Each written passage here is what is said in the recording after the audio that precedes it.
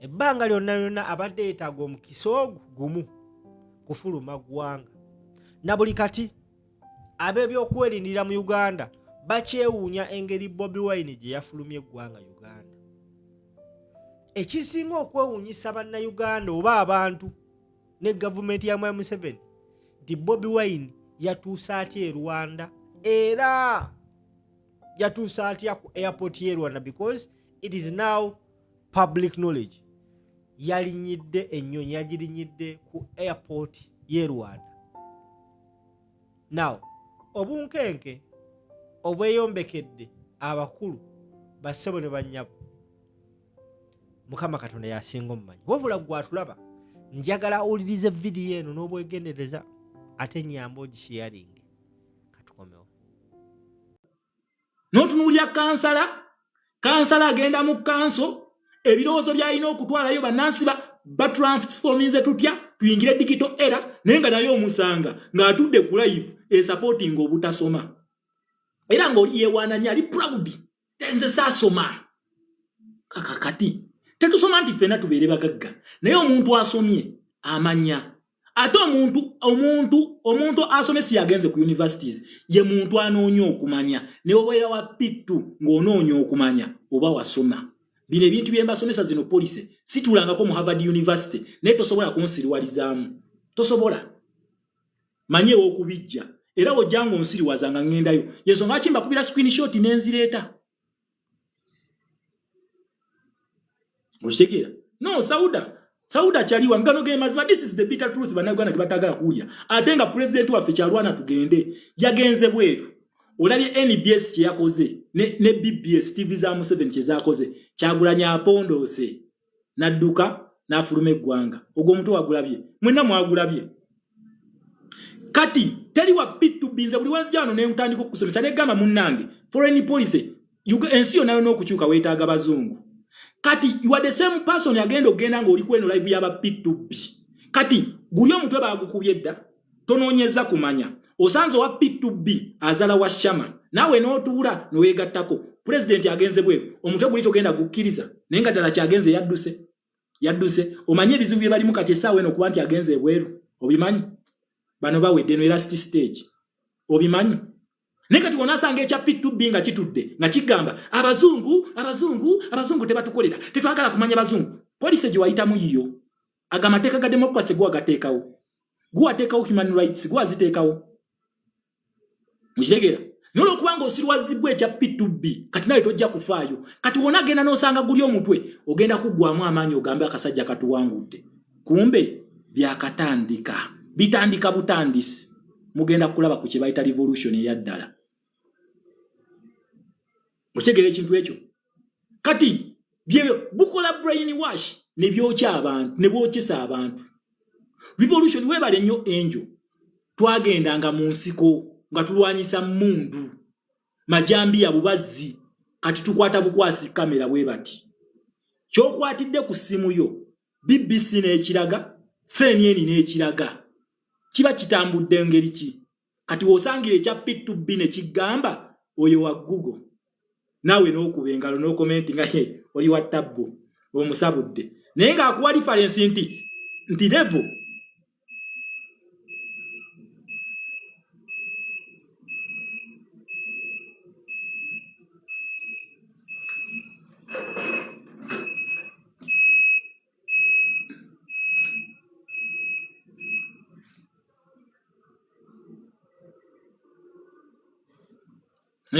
manyi enyumba yange yona ejude technology kamala okujjako technology emu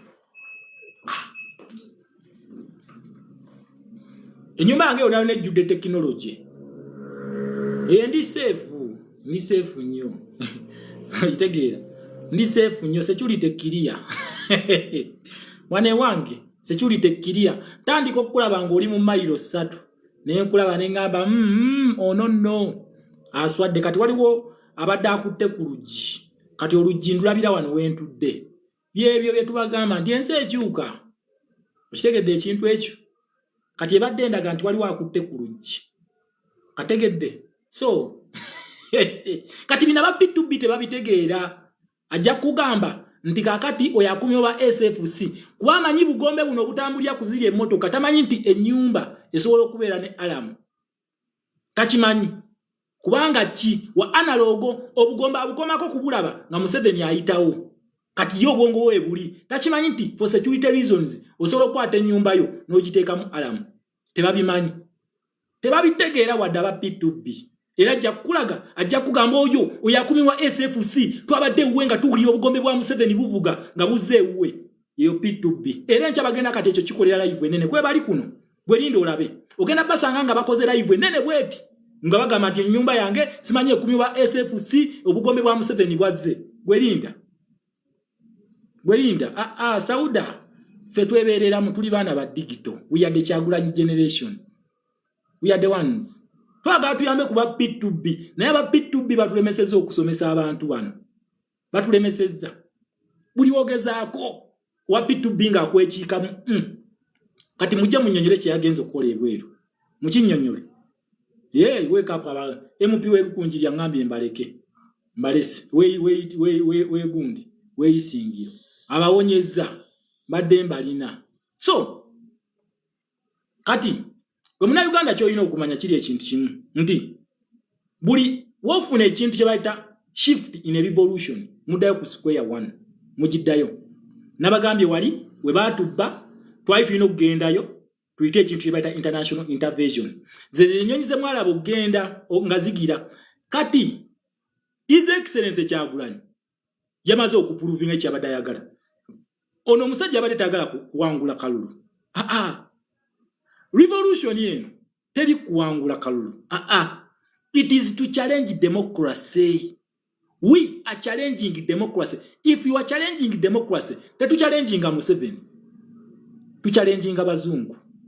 kyetukola yensonga lwaki buli abadde democratic activity twade tulina okukola ki okugenda biwulire nga bibuuza n'okubuuza mbukati osindika otya omuntu n'omusindika n'atalayira obokoze eki those silly questions bye bibuuzo bibabuuza. We are challenging democracy. Yensonga lwaki eno revolution yayita mu democracy na human rights. Wabula Akalulu is a part of a democratic process. Nkiddemu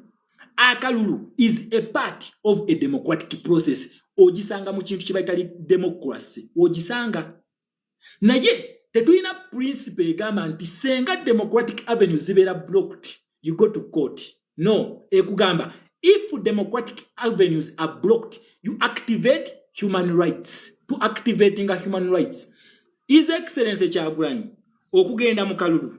ne bawambe emakage. That is human rights violation. Eddembe lyengo omuntu. Human rights violation. Dembe lyengo omuntu. Wogenda mu Kalulu ne opposition leader natuko okugenda mu exile. Olinyiridde eddembe lye. Is democratic right. Nsi kye etwala abantu mu exile. Ngojeko Uganda. Dembe lye kubanga ki tugendera ku principle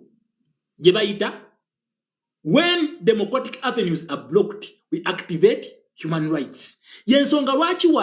wali tosobola ku activating human rights nti banansi bajje bekalakase nga democratic avenues tezinnaggwayo. Waliwo neyambuza ekibuuzo ekyo mutwakulabanga mu trail Sadamani yalinganga mu trail mwali munoonyayo ki. We were simply participating in a democratic principle to challenge it because he who alleges must prove right. So you know kukola oligamba kiri ekintu tekikola ogenda proving oti ambuno tekikola nga tokyegassemu. Kyovula bambega wabanga alina kyayagala ensi zino ziteekawo bambega okulaba ebintu ebyebakola ki byebakola agenda okujjanga amanyi ki kyokola. Iran ye okumanya nti ekola nuclear. America bali balina okusindikayo ki bali balina okusindikayo abantu bategere nti onakola nuclear. Okyegera ekintu ekyo nekino okibeera. Since we are challenging democracy as a process twali tulina okugenda mu bintu byonna. President yabagamba ko abantu mugende akati baba bakugamba nti no Kalulu kibeera bwekiti. Tulina ekintu kye tuyita nominations. Tulina ekintu kye tuyita registration. Mwaziraba kabeera Kalulu. Why do you register? To prepare yourself for an election. Tulina ekintu kye bayita nomination. Kali Kalulu. Twali tulina ekintu kye tuyita voting. Ndowooza akabasinga ke bayita Akalulu. but nayo equalizer nayo process okitegeera kati bino byonna ebyo bigwa mu kintu kye bayita democracy mwe kigwa kati wogaana okugendayo obeeroze ku challenging ki oba challenging ki wabula bakugamba when all democratic avenues are blocked activate human rights abasajja aba European Union okitegeera abasajja ba European Union bagenda ekavule tebayogera mbutuze ku lwakalulu bagamba respect for democracy and human rights. Democracy takoma kalulu. It is a process. It is a principle. It is a policy. Ukategedde. It is a policy.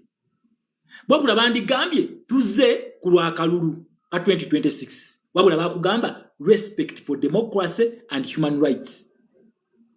Okitegeera? Omumerica yakugamba the elections never met the democratic principle what the democratic policy we yakugamba otherwise yandi kugambye ndi kati akalulu kano tekagira nga akalulu kayinokwa it is a policy eri well structured well written ne batwekeri provision egamba if it is all activated kitegeza nti peaceful avenues for transfer of power as a blockings what do? You activate human rights kati wano babasiriwalize nnyo wano ba politician bana bagalo bakola mu musimbi we bati we babasiriwaza o activating a human rights odira dala ku square 1 kubanga already his excellence Kyagulanyi ogenda mu kalulu obulamu bwe badde ku matigga ukigere badde ku matigga kati ayina ogenda eri ababuuze we mwali muzimba police eno oluva mu kalulu omuntu ayina kudduka mu njuye bakugamba nedda kati bagamba nedda what are the consequences wabiriko consequences n'ababuuza omuntu okujja mu kalulu ayina kuttibwa byebibuuzo ebimu ku byagenda okubabuuza byebibuuzo ebimu ku byagenda okubabuuza wabagamba omuntu wajja mu kalulu ayina kuttibwa tinedda bano yattibwa tugamba tutya wali timugende mu banone nga tukozesa mu statute mugende mu banone kati jjukira buli wabawo ekintu kye bakola gwe munnansi amaanyi geeyongera ogamba ne bano bakwatibwako bulijjo kati bo baneeno babeera bakkaamaanyi bino ebintu bye bigenda baforcinga into submission okitegeera into submission bino bigenda baforcinga mu submission bo bennyini beeyitire dialogue bagiyite bagenda kunyigira omuntu ayite dialogue wabula senga babeera bagundi bakiwaji ono ayina okukomawo wamala okukomawo ogenda kula ku kintu kye bayita uprising ene ekolebwa nga buli kimu kiri mu space damu obakube bakuwaanawaana damu obakube omusajja gwe bayita Hussein Mubaraka we yalaba nti yagamba sigenda kasuka wadde akasaale nkitadde ng'ategedde ekimulumbye omusajja gwe bayita Omar el Bashiri yaleeta majje nagaa mu mpambe ekijja sikisobola okitegeera wabula abalanga ba Jerry Rawlings Daniel Arap Moi ono wano owe Zambia ono gwe bayita HH nakati omulambo gwe gukyali South Africa oyo yagamba bino sijja birinda kankoleki tukite mujje tuteese tukite abo bakita ne bakita nga basooka kubanyiga foreign policies z'abanyiga so si banansi kusituka foreign policies z'abanyiga kyekiri Honorable Sadamani kyabadde abagamba nti kati tuzeeyo mu foreign policy yensonga lwaki omusajja yasituse n'agenda kati aba P2B yayogedde mu luzungu lwitwali tuli wano ku live ne tusaba president nitumugamba olala obanga otuweereza obubaka tugonzeemu mu Luganda n'atuwuliriza yakoze ne version ey'Oluganda n'abagamba nyenze tulwanire ku international front naye era sitirwa aba P2B tebakitegedde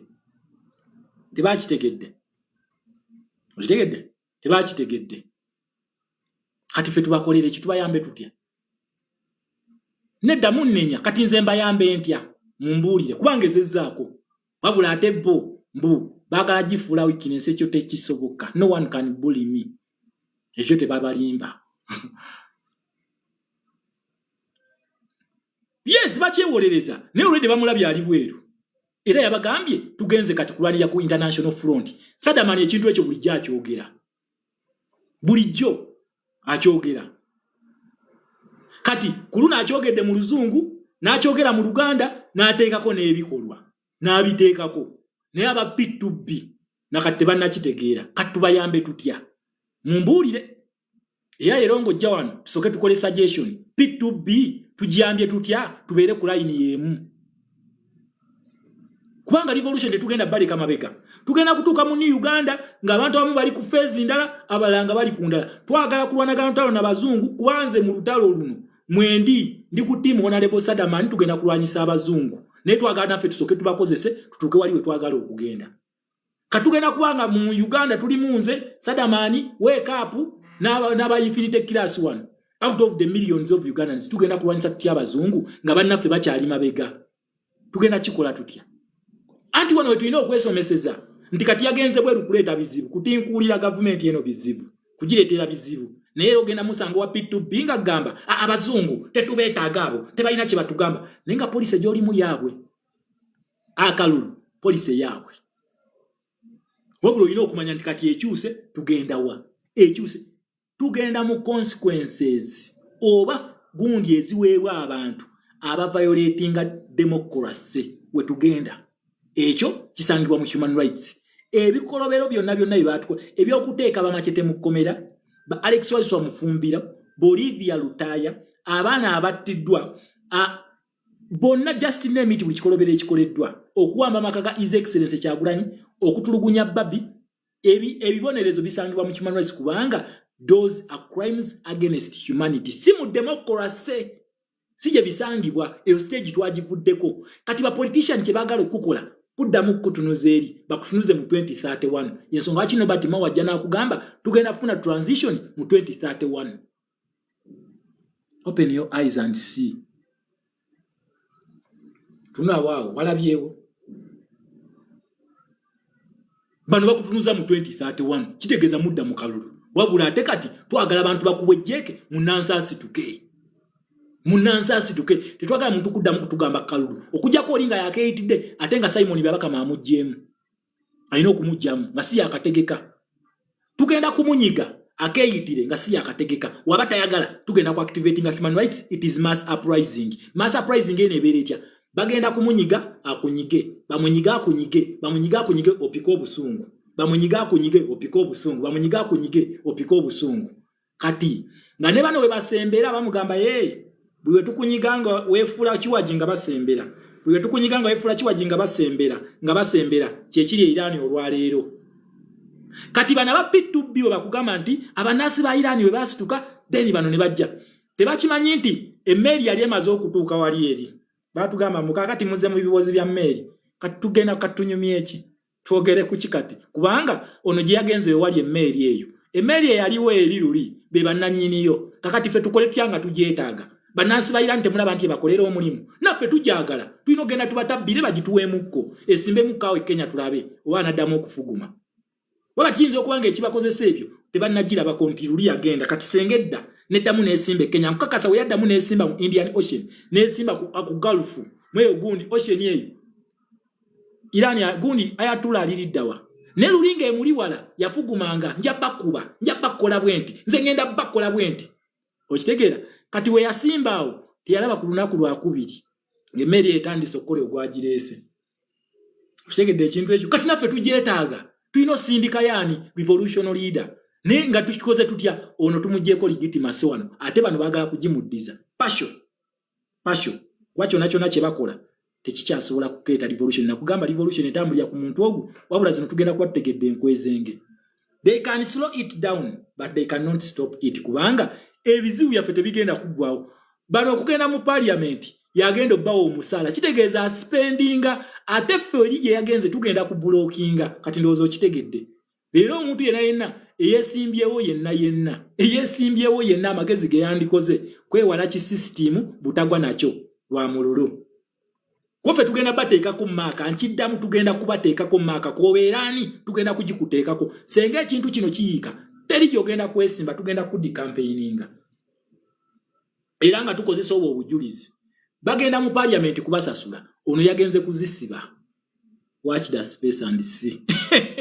mujja kutuuka nga mulide mu bannansi olukwe ng'ate n'omusaala ogubasasula teguliyo then ate mwagala okudda nga kiyise mumutuzimbire mu government eyaffe mujja kumpulya inze minister of foreign affairs addako pulira yagikayanira inze ndayira sigenda ku legitimizing eno government ninda ya Kyagulanyi Museveni ne wampo wa minister of foreign affairs tegenda kubeerayo musaala kati kanika embera ketu kube ffenna tulinde eri kubanga bakugamba nti obuwangazi buno emmese sobola okuluma eddiba lya Kapa katusabe buwangazi bwokka naye ekijja si muntu genda kolere mu system tugenda kisula naye tugenda kusuuliramu wobeera politician kakasa nti New Uganda tojjayo empapula ekyo nkibabulya tojjayo empapula kati jukira tengenda kubeera minister kati bajja gamba yo politician alemesa politician manne ngenda kubeera minister nza agenda okukulira campaigning program mu New Uganda abanene gatako mutwe wandise buli politician atuyamu olukwe tumukoleko tumutekeko gundi tumutereke internet terimba tubitereke nga akutte Bible wano bwati alayira obwalutamaguzi mu buteeke eri tutekeo side nti onayimiride naffe onatuliddemu olukwe kati essaawa eno eri twakateekayo honorable Lutamaguzi nawulira ne Geoffrey Lutaya agamba tagenda simanyi kati mulinda aveyo abyeyatulire mu kamwa sijja muwayiza honorable Lutamaguzi yabyeyatulidde mu kamwa kati ku bantu abayimiride naffe muteekeo honorable Lutamaguzi ku side eri then mutunulye baneno siba MP bokka ne bakansala bonna because we are challenging democracy. It never met the democratic principle. Wabula katuli human rights wetuli mu human rights wetuli twagala abantu abasibiddwa abantu abattiddwa abantu bebabyeko ebyabwe yesawa tufune justice si justice nti mugenda mutesiza mu court eri kati bagenda bazanya kana akakodyo bagenda balayire kati we banagenda ne balayira bajja kuteekawo ka sitting ka parliamentary sitting muta abantu baffe mubate asumululeyo olwa kuzanyira ku bwongo asumululeyo ikakati parliament we yatudde mu lutula lwa kuno aba national unity platform bakubye emmeeza mukube emmeeza ne basumulula n'abasibe ebyo we bati bagenda okuzanyira ku bwongo gwerinda ogenda kulaba bana abantu we basiba ebeera bait katego bagenda kugamba twakubye emmeeza mukube emmeeza ne tupane round kick abantu kakati ne basumulula abantu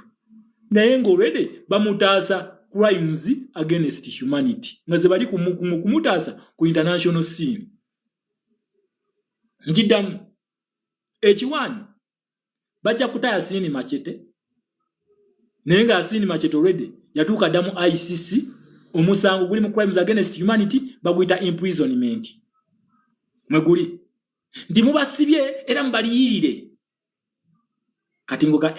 bambi government yabaliyirira kumbe badduka kinene bamutaasa kinene kati befuula nti badefendinze ababo kumbe bataasa oli kinene kijja